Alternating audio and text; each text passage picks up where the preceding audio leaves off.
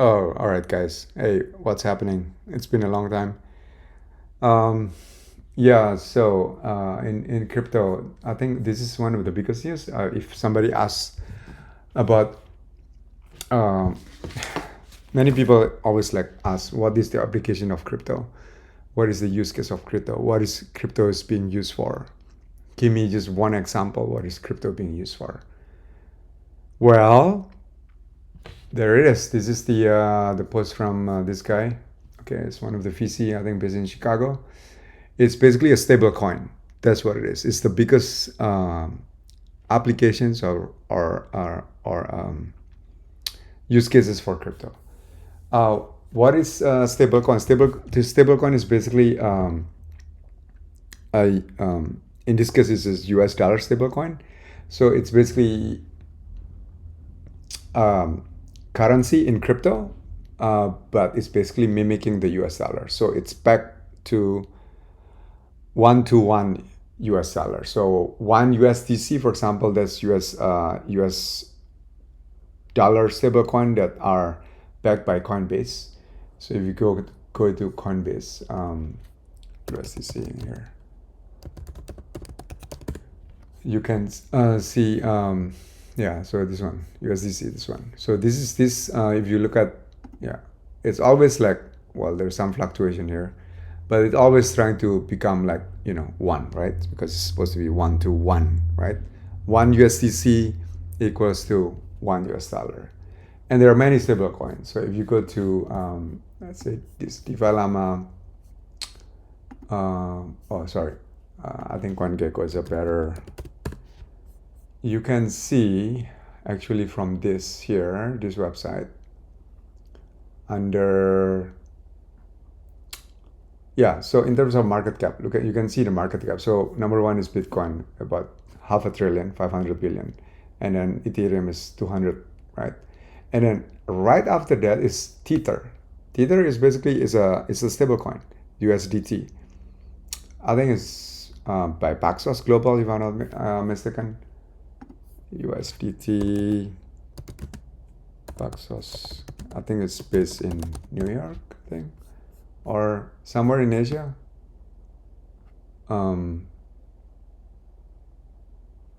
Yeah, Paxos is going to become crypto market related to Tether, USDT. Yeah, so for every like stable coin, they have a different like backing, right? So USDT is the biggest, right? And then you can see here USDC is like number 6 in terms of stable coins, which is in terms of market cap, but instead of stable coins number 2, which is backed by Coinbase, one of them. I think there are several companies. Circle is the company behind USDC. 25 billion. So it's like about 1/3, less than 1/3 of USDT. So you can see here categories under stablecoin. Right? So USDT is number 1, 82, and then USDC, and then DAI. DAI is basically a maker, MKR. Yep. This one is the company behind DAI. And it turns out you can actually invest on this. It's basically the company behind it, or it's a crypto company, which is decentralized. And there's a market cap of, the maker token itself has a market cap of about almost 1,900,000,000, right? So going back to USDC, so, right? Here we go. So this guy said in 2022, stablecoin settled over 11 trillion transaction. Okay, so that was last year. Driving the volume processed by PayPal, 1.4. So even PayPal is only like 110, right? Surpassing the payment volume of Visa, 11.6. Almost surpassing. So almost equal with Visa. Reaching 14% of the volume settled by ACH. ACH is like a clearinghouse settlement for clearinghouse for I think check, and over 1% the volume settled by the Fedwire, right? So it's 14% of SCH and 1% of the volume. Over 25 million blockchain addresses hold over more than $1 in stablecoin. Of this, 80%, close to 20 million addresses, hold between 1 to 100. For a sense of scale, a US bank with 25 million account would rank as the 5th largest bank in the US by number of accounts. Okay. So about 25 million blockchain addresses hold over $1. Okay. Out of these, 80% hold between 1 to 100, and then the 20% is, the rest of it. So, and this is like, if you compare it to the bank in the US, this is like the 5th largest bank in the US, right? Approximately 5 million blockchain addresses send stablecoin each week. This number was a very rough proxy for global users regularly interacting with stablecoin. Stablecoin usage has decoupled from crypto exchange volume, indicating that significant stablecoin transaction volume may be driven by non-trading speculative activity.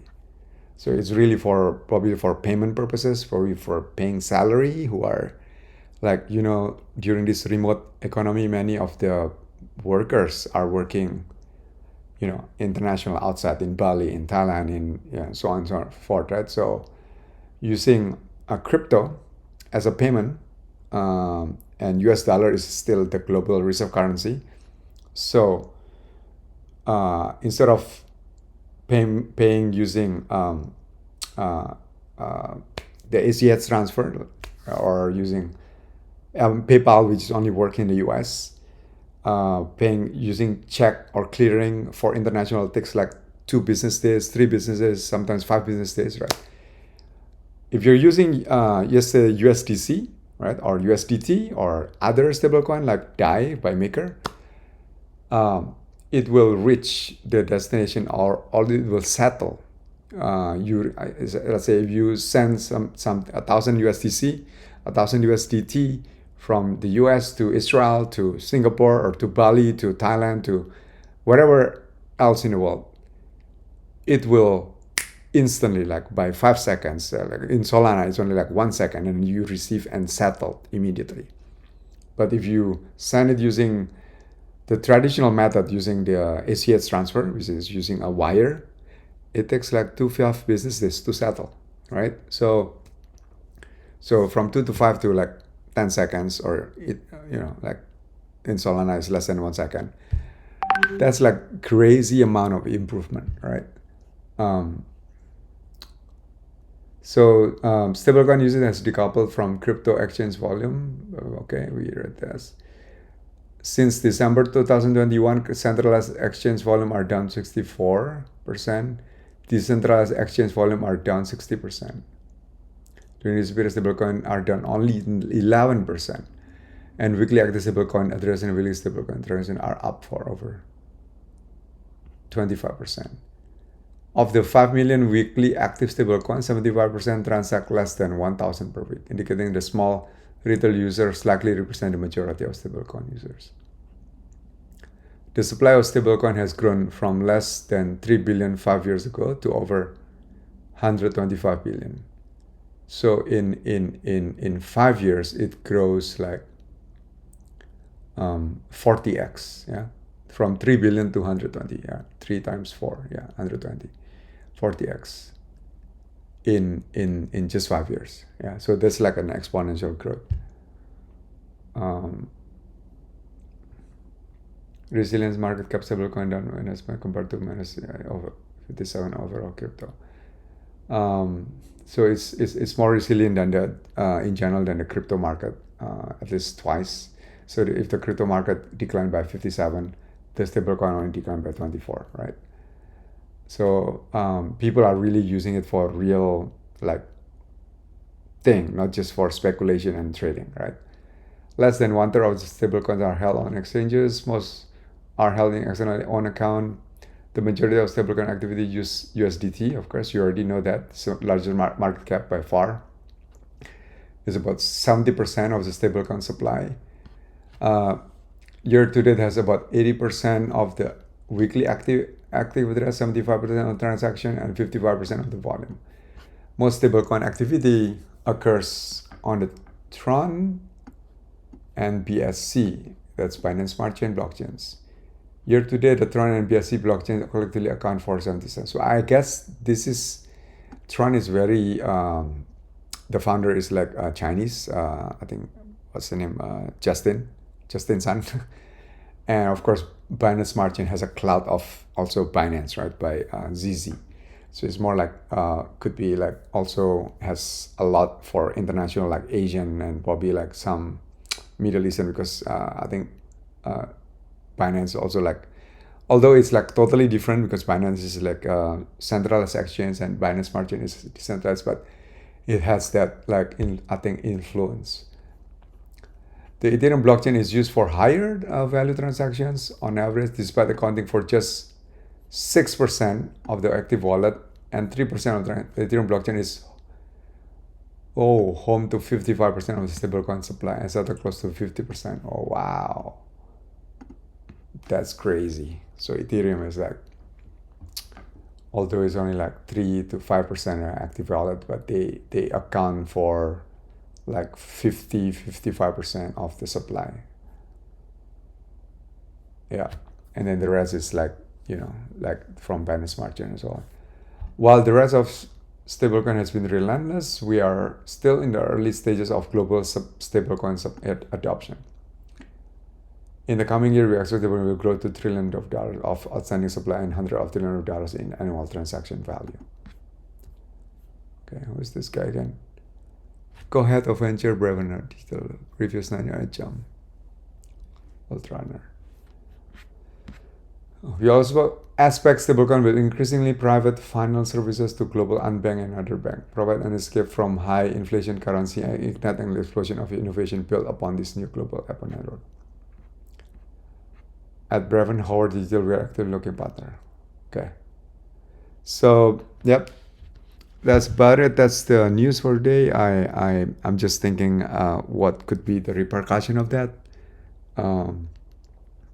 People will build probably a lot of like applications on top of it.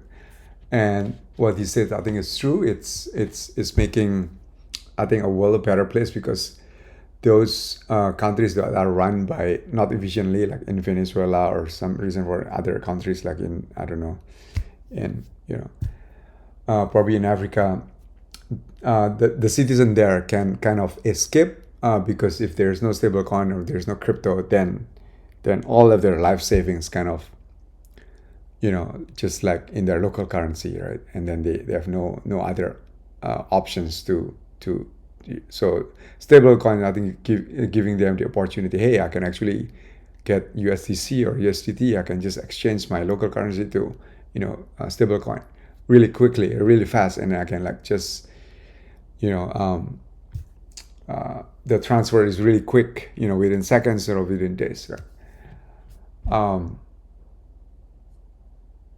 Yeah, I think that's about it for now. I'll see you next time. Cheers.